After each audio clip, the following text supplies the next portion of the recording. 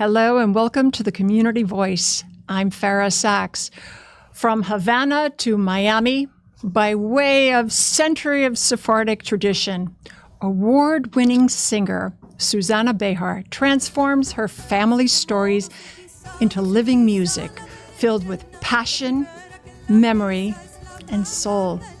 As she prepares for her May 17th concert, Echoes of Heritage, a Sephardic mother's song at Deering Estate, we will explore how culture, motherhood, and history continues to sing through every note. Susana, thank you so much for joining me today. Thank you for inviting me. I'm very happy to be here with you. So it's American Jewish Heritage Month. It's up and coming Mother's Day. As well. And thank you for being here. Thank you. So let my audience know who you are, how you came to this moment of us sitting together and your upcoming Deering concert. Thank you. Thank you for asking. Well, as you said from Havana to Miami, but I first lived for 17 years in Venezuela. When I left Cuba, lived in Venezuela, finished my studies there, and then I came to Miami over 40 years ago. And I am a Sephardic Jew on my maternal side. So that is very important for me to present this culture, this music via music, because that's what I do. I'm a singer. And right now I'm an artist in residence at the Deering Estate. And being there, I've had the opportunity to present many programs.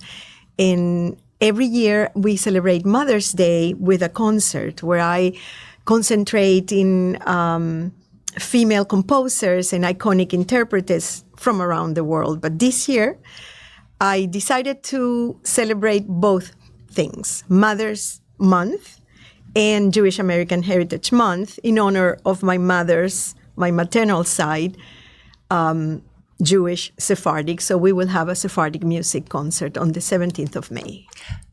What's your history? Where did you study? How did you become a singer? I always like to know where artists begin. When were you first bitten and said, this is my life's mission. This is what I want to do. This is what, as you said, it's food for the soul when you're up there with an audience. Tell me what that's like. It took me a while. It was not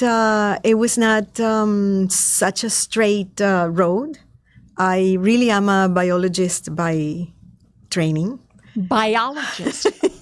How does one go from biologist to singer? But because I always sang. I sang since I was a little girl. I had an uncle who was a composer, aficionado, and a guitarist and singer, and he adored me. And I always had a good voice since I was a little girl. While still in Cuba, that I spent a lot of time with him, and he taught me songs, old Cuban songs, and I started really in school. I started singing a lot, always being part of the choir, being the soloist of the choir, and acquiring that love for performance. Because you might like to sing on your own in your house with your friends, but you never have that desire to sing in front of others. That's very valid as well. But I grew up feeling that I wanted to sing in front of people. But first, I went to college. I studied biology, still singing, always singing. Then I moved to the United States, and I was singing with a group in parties, more of an entertainment type of environment. And then a few years went by, still always singing, but not saying, not willing or not able to say, I am a singer. When people would ask me, what do you do? I sometimes would look at my husband and I would say, I'm a realtor, but I'm a singer too. Or I was not in biology anymore, but I was in real estate for many years. And then one day I found myself saying, I am a singer. And that's what I am. That's really what I am. So you owned it. Absolutely. That's very empowering, especially as a woman, and you might have shied away, as you were saying, you shied away from it. Yes. Until you owned it.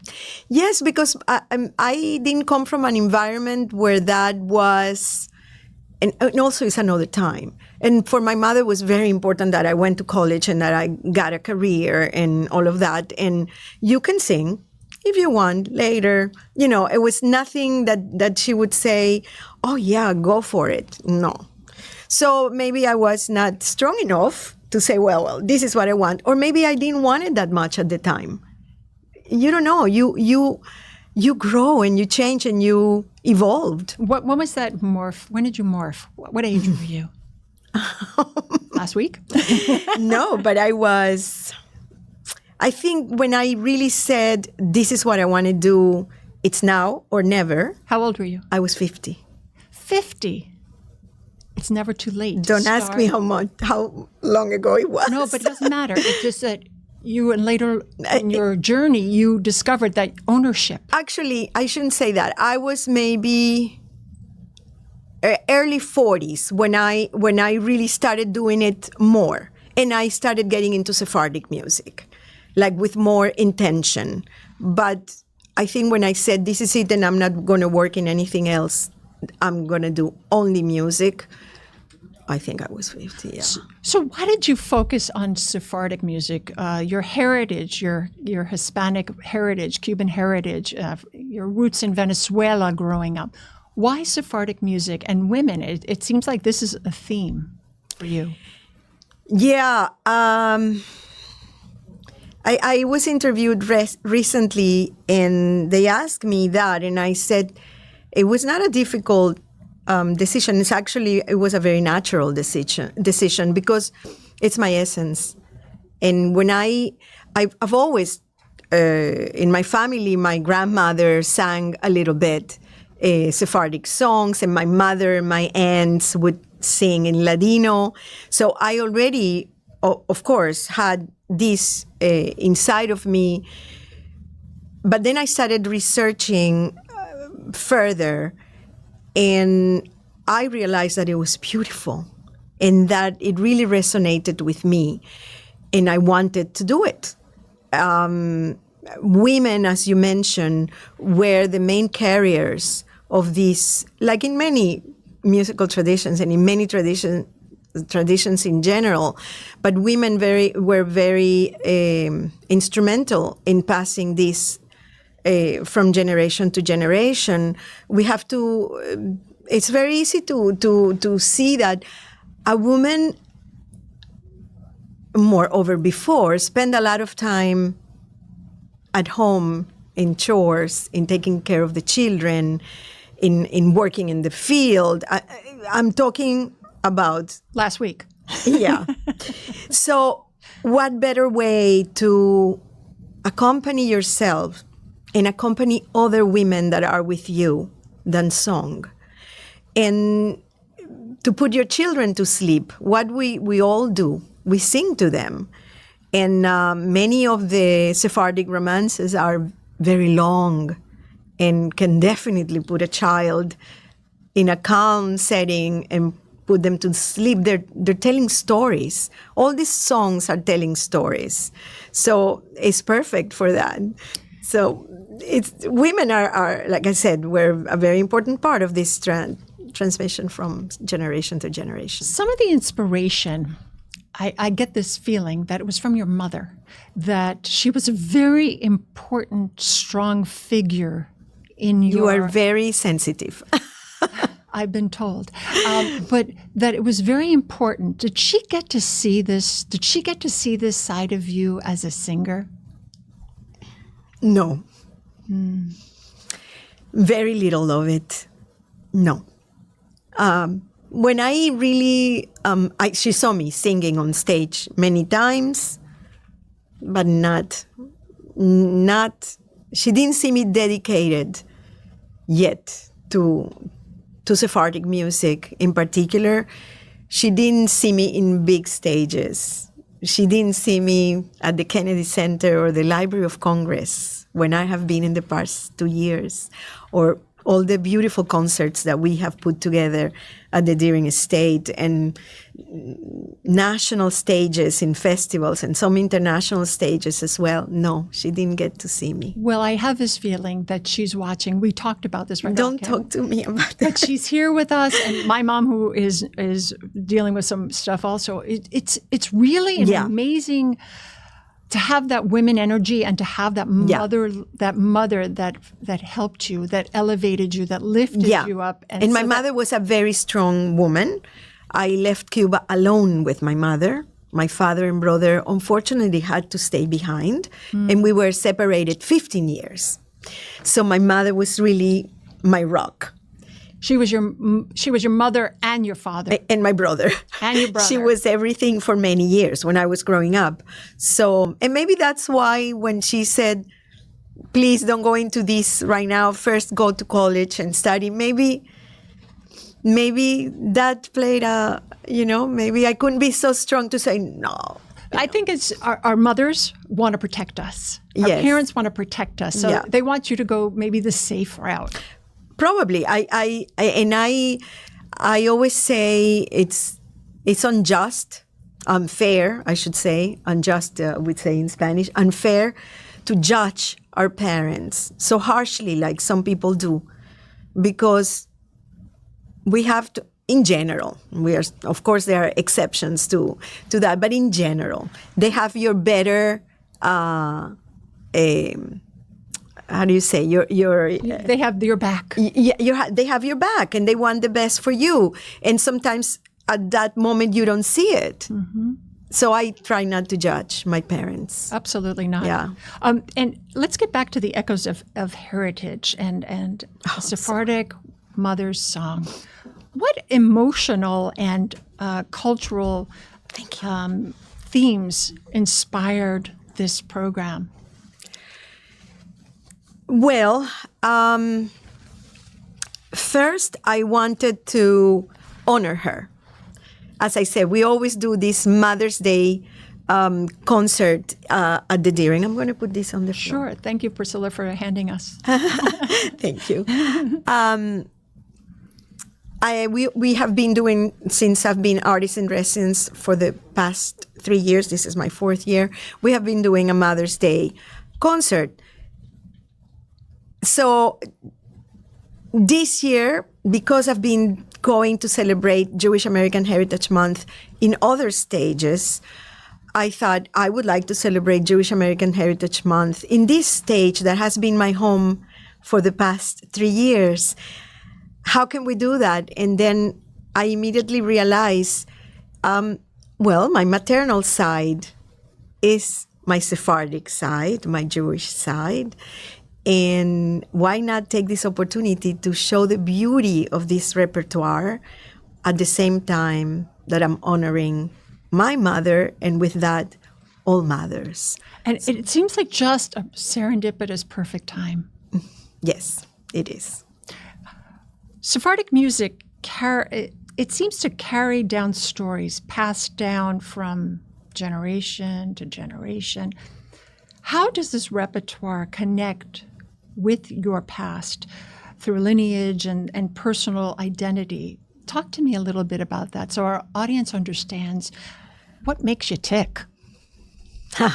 Well, first of all, I didn't say it, but my Sephardic part, my grandparents, my maternal grandparents came from Turkey.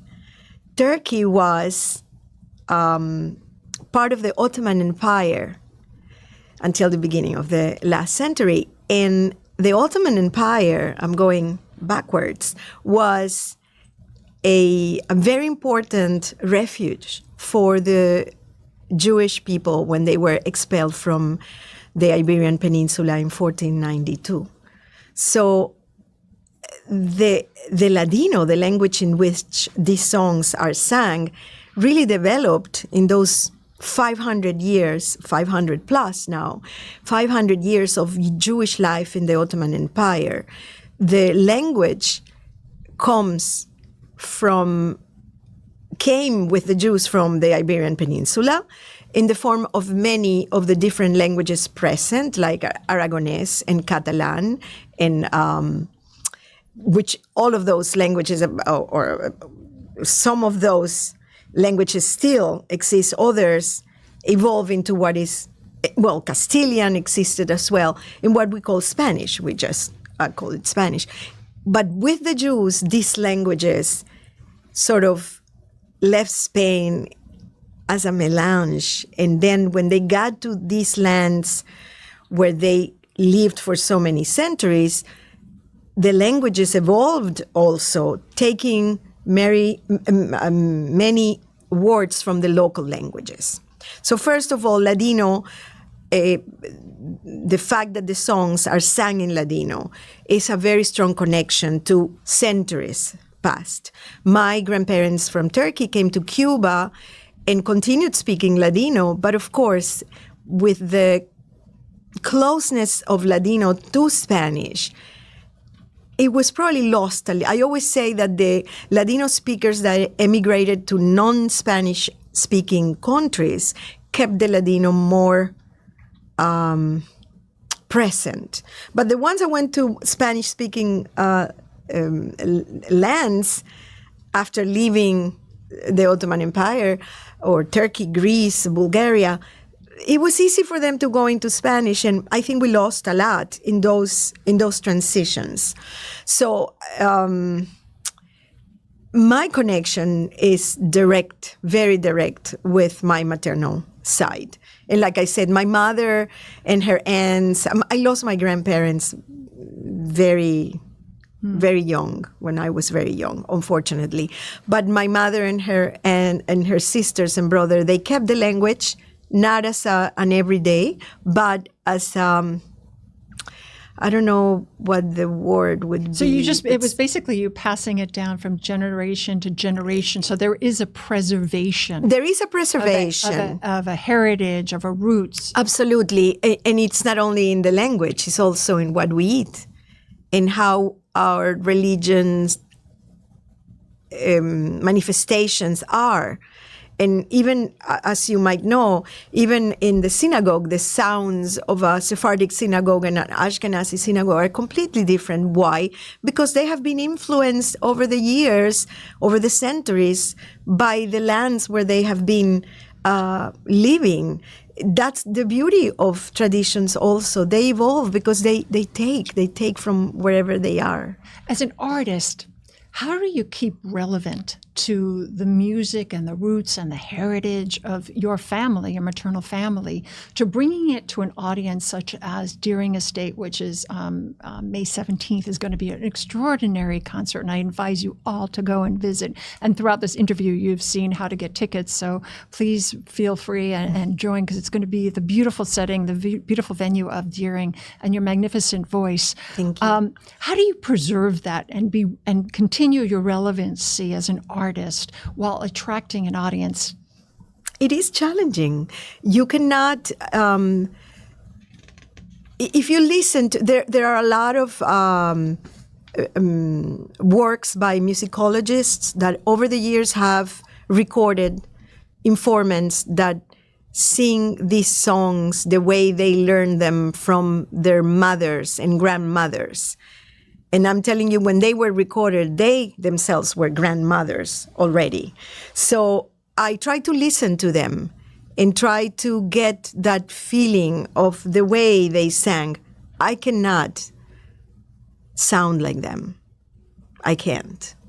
And I cannot, I don't think, any of the Sephardic singers in the world today cannot try to present an hour and a half concert the way they used to sing. They usually sang a cappella or just with percussion. We have a band. Tell me a little bit about that. Of course. The band and so give us a little of what we're going to be in store for of course, during your concert. I am very fortunate because I've been playing with great musicians over the past 20 years. And I like to use guitar in my concerts, mainly guitar, percussion, sometimes a flute, a cello, a violin. That changes a little bit from concert to concert sometimes. In this case, I'm going to have the guitarist that plays with me, has played with me for many, many years, Michelle Gonzalez, who is really an amazing guitarist. There will be a percussionist from Venezuela, Adolfo Herrera, a flutist, a Cuban flutist that is fantastic. Her name is Mahela Herrera, and a cellist that his name is Kenny Aponte, who's going to play with us for the first time. And I'm very much looking forward to it because we just had our first rehearsal and it was magnificent. I'm going to interrupt you for a second because I know some of the people that you just named from other places. Oh, really? Isn't that crazy? And yes, phenomenal group of people coming together. I know they are phenomenal. That's what I'm saying. I'm very lucky to be able to have that amazing group of musicians with me on the stage. It makes a difference. And we try to, I cannot tell you that the sound is, again, like it would be sung by my grandmother, or, of course, but we try to be as authentic as we can, making it still attractive and putting in it our own aesthetics, and we all put something. The rehearsals are amazing because we really contribute. Everybody contributes a little bit, and we think and we try things, and we get to the sound that we want it to be.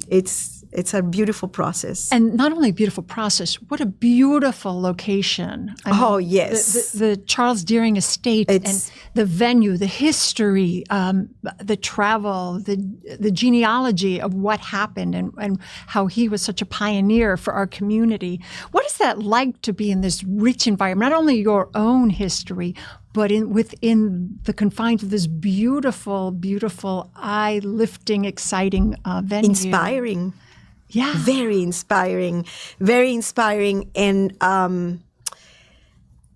you walk that place and you walk through history. There's so much in that. Well, there's 400 plus acres of land that Charles Deering purchased and are preserved. So that already in itself is very important. And then his cultural legacy is also very important. He was a very important art collector. And actually when my residency started, I had a project. My project, the one that I proposed for the residency, which was an imaginary soundtrack of Charles Deering's travels. And we have presented a concert already twice, and we hope to present it again, where I researched the places where he visited, and I tried to get musical pieces from the times where he was traveling to those places. So we did some French music from between 1880s to 1920s. A lot of Spanish, because he was a lover of Spain and he traveled Spain thoroughly, and he actually owned properties in Spain. So there's a lot of Spanish music from that era in the concert. I did actually Sephardic music because he traveled to Morocco as well, in Algeria. So I did a piece from the Moroccan Jewish tradition of the Jewish Sephardic traditions of Morocco. I did one of piece in the concert. I mean, it is a beautiful concert, and it gave me the opportunity to go more into his life, into his legacy, into who he was, and discover and enjoy and be even more inspired. May 17th, audience is there. What is it that you want them to leave with? What would you want an audience to know going in, exiting, and what's important for you during this performance? It's important to me, first of all, that people come knowing they're going to listen to Jewish music, and they will come. Maybe they will not know what it is. Sephardic culture is just part of Jewish culture. And Sephardic culture has probably had less exposure. So I like to expose Sephardic culture through the music. It is very diverse because the Sephardic diaspora, when the Jews were expelled from the Iberian Peninsula, the diaspora was very spread out. Ottoman Empire, north of Africa, all the way to Jerusalem. Eventually, groups that had stayed in Portugal ended up in Amsterdam. So the diaspora was so spread out that the culture that evolved over the next centuries is very diverse. So I want people to know that they would come to listen to music that has roots in Spain, that has acquired sounds, rhythms, words from Turkey, Bulgaria, Greece. In Hebrew, we'll have the language has also words in Hebrew, in Arabic. So I want them to come excited to hear something maybe that they've never heard, but I am sure they're going to like. Absolutely. I'm sure they're going to like, because it's music that gets to your heart. It creates emotion. It will resonate with people. I am sure of that. In the couple of minutes that we have left, anything that we haven't covered in this interview that you would like an audience to know, that you would like to share? Well, I would like to tell people, be open. Be open to everything, to other people, to other cultures, to other religions, to everybody around you, and anything that you can do to impact positively your immediate surrounding is very big, because your immediate surrounding is like this, but his immediate surrounding is like that, and his is like that, and hers is like that, and like that we connect, all of us, and we connect in a positive way. And don't we all want to make a better world? That's the only way to make a better world. And what I've learned is that we are 1 degree of separation from the next person. You go, what? How did that happen? It's such a rich history of getting together. And we're showing some of your past performances right there. It's beautiful. Yes. You're singing. Where at was the that? Deering Estate. That was at the Deering Estate. And that is at the Deering Estate, in the stone house outside in the courtyard. Oh, and that's the stone house that is under remodeling now. That was just before coming into the main room for the concert. It looks like your house. I'd love it to be my house. It's a beautiful house. It is Susana a beautiful Behar, house. thank you so much for being here with me and to keeping the traditions of your maternal mothers, the Sephardic tradition, and all that your grandmother and your mother and beyond and beyond and beyond in the history of that. But I want to thank you, and may you have many blessings for May 17th, Thank you, Fara. celebrating Mother's Day. I want to see you there. You save me 2 tickets, okay? I will. I will. May 17th. And for more information, it's deeringestate.org, or you can call 305-235-1668. Until next time, I want to thank you for joining me and Susana. Take care of yourselves and each other. Have a great day.